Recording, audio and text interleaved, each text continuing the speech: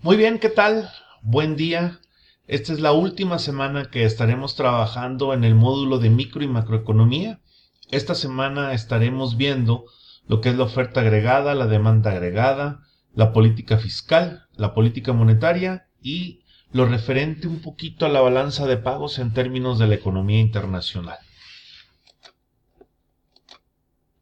Las metas que tenemos son comprender cómo interactúan los componentes de la economía que se ven afectados por las acciones del gobierno, revisar qué es la oferta y la demanda agregada y su impacto en el funcionamiento de un país.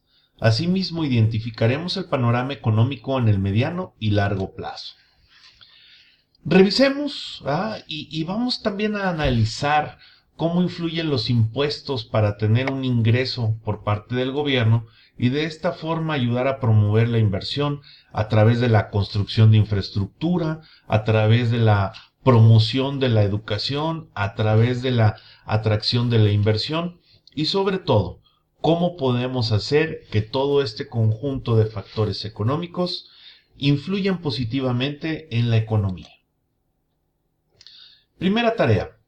Oferta y demanda agregadas. La economía de Brasil tiene las siguientes tablas de demanda y oferta agregadas que se citan a continuación: nivel de precio, PIB real demandado y PIB real ofrecido. Dibuje la curva de demanda agregada y la curva de oferta agregada de corto plazo. Manden su aportación en la sección de tareas para su evaluación. Valor 10 puntos. Y tenemos el último foro de discusión que estoy seguro que vas a disfrutar muchísimo. Participe diciendo lo siguiente y argumentando lo siguiente de una manera fundamentada. Recuérdenlo, esto se trata de fundamentar con los argumentos del material, tanto del visto en clase como del que ustedes tienen en el PDF, que me tomé el atrevimiento de preparar para que ustedes pudieran tener un poco más de conocimientos. La pregunta que les dejo es: subdesarrollo en Latinoamérica. Explique por qué los países latinoamericanos siguen siendo subdesarrollados o emergentes. Al final, en pocas palabras, lo que quiero decirles es: ¿cómo explicarían ustedes que los países de nuestro continente sigan siendo países que no alcanzan un nivel de desarrollo importante? Habiendo dicho eso, pasemos ahora sí a ver los temas de esta semana. Oferta y demanda agregada. ¿Qué es la oferta agregada? Miren, cuando uno habla de oferta agregada, uno empieza a tratar de entender los movimientos de la economía.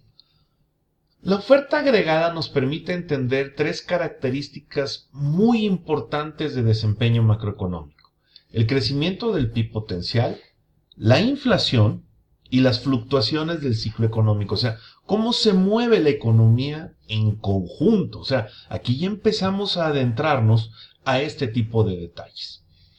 Fíjense, la cantidad de PIB real cuando hay pleno empleo es el PIB potencial, el cual depende de la cantidad de trabajo, de la cantidad de capital y del estado de la tecnología, todos ellos en pleno empleo. Para analizar la oferta agregada en diferentes situaciones del mercado laboral, vemos la oferta agregada de largo plazo y la oferta agregada de corto plazo. La cantidad demandada de PIB real, que es igual a Y, es la suma del gasto en términos reales, del consumo, de la inversión, del gobierno, de las exportaciones menos las importaciones, que le llamamos nosotros exportaciones netas. Es decir, que tenemos el PIB es igual al consumo más la inversión más el gasto del gobierno más las exportaciones netas. La cantidad demandada de PIB real es la suma de los bienes y servicios finales producidos en una economía nacional. Fíjense, los planes de compra dependen de muchos factores. Algunos de los principales factores son los precios, expectativas, política fiscal y monetaria y la economía mundial. El propósito del modelo de oferta agregada y de demanda agregada es explicar los cambios del PIB real y del nivel de precios. Para lograr este propósito se deben combinar oferta agregada y demanda agregada para determinar el equilibrio macroeconómico. El equilibrio de corto plazo y la tasa de salario nominal son fijos y no se ajusta para producir el pleno empleo. Bajo este modelo, el equilibrio macroeconómico de largo plazo ocurre cuando el PIB real es igual al PIB potencial o de manera equivalente cuando la economía está en su curva de oferta agregada de largo plazo. Política fiscal. El estado anual de gastos y recaudación tributaria de un gobierno, junto con las leyes y regulaciones que aprueban y apoyan estos gastos e impuestos, constituyen el presupuesto federal. En otros países se conoce como presupuesto del gobierno central.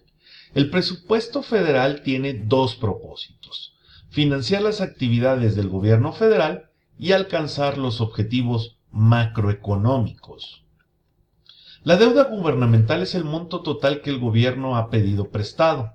Es la suma de los déficits anteriores menos la suma de los superávit anteriores y posteriores. Cuando un gobierno tiene un déficit, debe pedir prestado, y cuando tiene un superávit, puede pagar deudas contraídas con anterioridad. Cuando el gobierno tiene un déficit presupuestario, su deuda aumenta, y si el déficit persiste, se alimenta a sí mismo. Normalmente el déficit conduce a un endeudamiento creciente. El endeudamiento creciente conduce a mayores pagos de intereses y mayores pagos de intereses llevan a un déficit mayor. La deuda neta es la deuda que el público sostiene y excluye las obligaciones de seguridad social. La deuda bruta incluye los montos que el gobierno debe a generaciones futuras en forma de pagos de seguridad social o pensiones, como ustedes lo quieran decir. En el pleno empleo, la tasa salarial real se ajusta para hacer que la cantidad demandada de trabajo sea igual a la cantidad ofrecida de trabajo. El PIB potencial es el PIB real que la cantidad de trabajo de pleno empleo puede producir mediante la cantidad existente de capital fijo y capital humano con el estado actual de la tecnología disponible.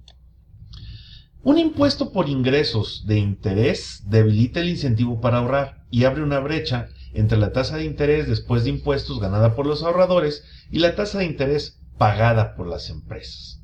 La tasa de interés que influye en los planes de inversión y ahorro es la tasa de interés real después de impuestos, pero la ley tributaria impone el impuesto sobre la renta a la tasa de interés nominal, no a la tasa de interés real, o sea, la tasa de interés a la cual nosotros recibimos el dinero y que no toma en cuenta ni la inflación ni los impuestos. Entonces nos quitan impuestos de la parte más alta de nuestro ingreso.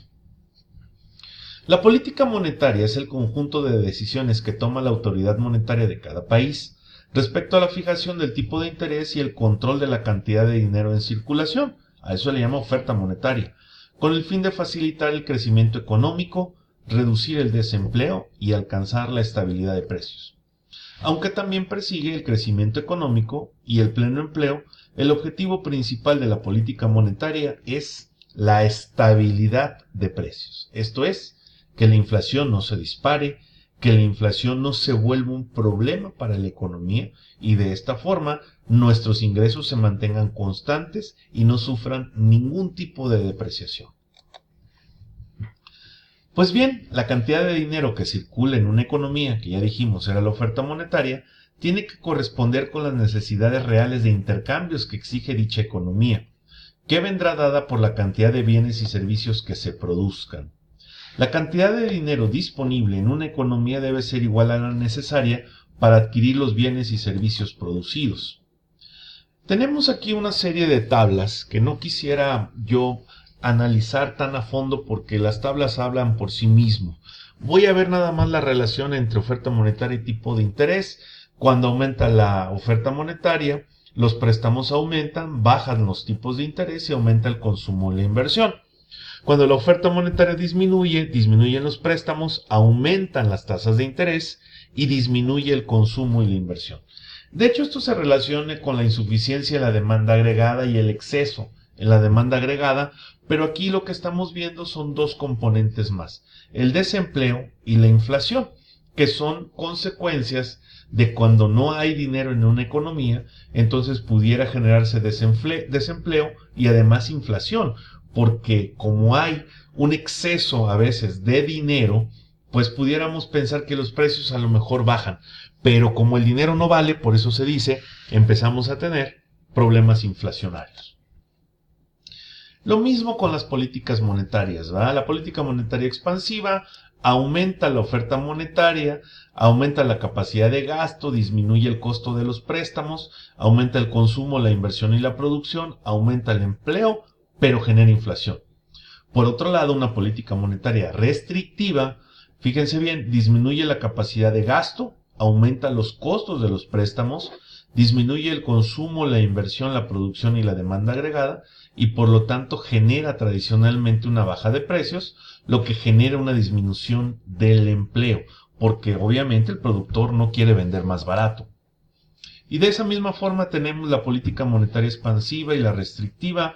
Revísanla ustedes mismos. De hecho, esto está complementado dentro del material que tienen ustedes en el archivo PDF complementario de la clase. En términos de la economía internacional, ¿qué tenemos? Algo que se llama la balanza de pagos. ¿Qué es la balanza de pagos? Es el registro comercial del comercio de un país, del endeudamiento y de los préstamos que puede tener contra el resto del mundo. Esta es una cuenta que relaciona un país con el resto del mundo nada más. La balanza de pagos tiene 4 componentes principales: la cuenta corriente, la cuenta de capital, la cuenta oficial de pagos y la cuenta de errores y omisiones.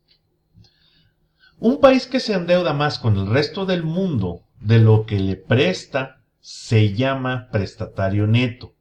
De manera similar, un prestamista neto es un país que presta más al resto del mundo de lo que éste pide prestado. Un prestatario neto puede estar reduciendo sus activos netos que mantienen el resto del mundo o puede estarse endeudando más. El acervo total de inversión extranjera de un país determina si es un deudor o un acreedor. La inversión directa es una categoría de la inversión transfronteriza relacionada con el hecho de que un inversionista residente en una economía ejerce el control, un grado significativo de influencia sobre la gestión de una empresa que es residente en otra parte del mundo. La inversión en cartera se define como las transacciones y posiciones transfronterizas que implican títulos de deuda o de participación en el capital distintos de los incluidos en la inversión directa o de activos en reserva. El tipo de cambio es el precio de una moneda en términos de otra. Por ejemplo, en diciembre del 2008 se podía comprar un dólar con 13.77 pesos. En un sistema de tipo de cambio fijo, los bancos centrales foráneos se mantienen alertas para comprar y vender sus divisas a un precio fijo en dólares. La intervención por parte de los bancos centrales es la compraventa de divisas que se hace. En un sistema de tipo de cambio flexible o flotante, los bancos centrales dejan que el tipo de cambio se ajuste para equiparar la oferta y la demanda de divisas.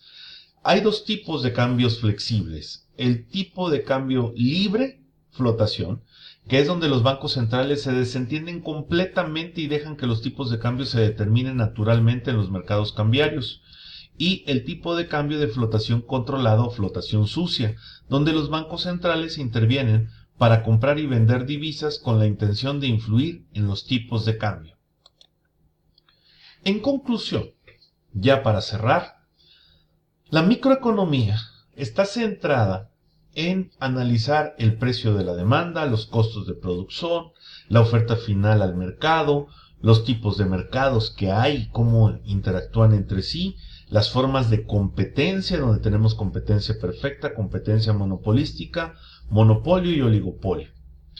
Y en el ámbito macroeconómico tenemos el Producto Interno Bruto, la política económica, la política fiscal y monetaria, que dependen, son una subcategoría de la política económica, el tipo de cambio y la balanza de pagos como parte del contexto internacional.